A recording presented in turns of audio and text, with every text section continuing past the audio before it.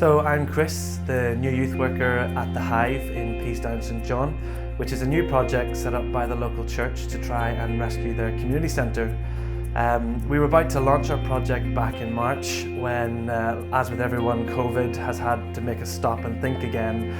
But it's given us a really great chance to think about really what God is doing and to set up our procedures properly and to recruit and build a team.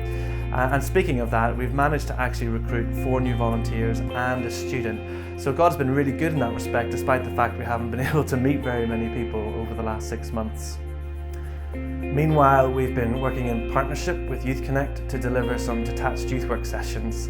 It's been really great to get to know some of the local young people, and it's given us a chance to get to know a culture that perhaps we didn't know well enough before.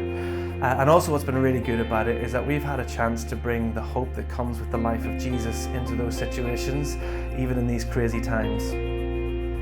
Now we're about to launch into a critical piece of research asking young people why they would or wouldn't attend a youth club, and that's going to inform every aspect of our service delivery. So we hope to be able to open later in the autumn, but as with everything at the minute, that's a bit of a moving picture. But whatever happens, we know that God's going to work all things for good, and we'll be ready when we can finally press go. Hi, I'm Eden, and I'm the multi-faith chaplain at Bath College here in Bath. Now, this is a job that I do for Youth for Christ. They're my main employees for it.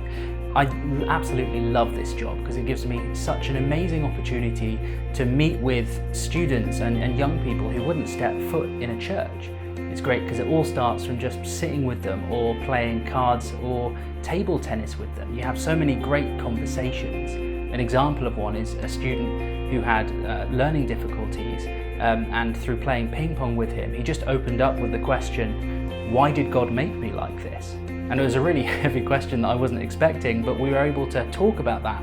And then that turned into like a weekly discipleship where actually through that he learned more about who he was and how God made him and who he could be in Jesus, which was my absolute honour to be able to share with him. And I have so many conversations with students like that all the time, really.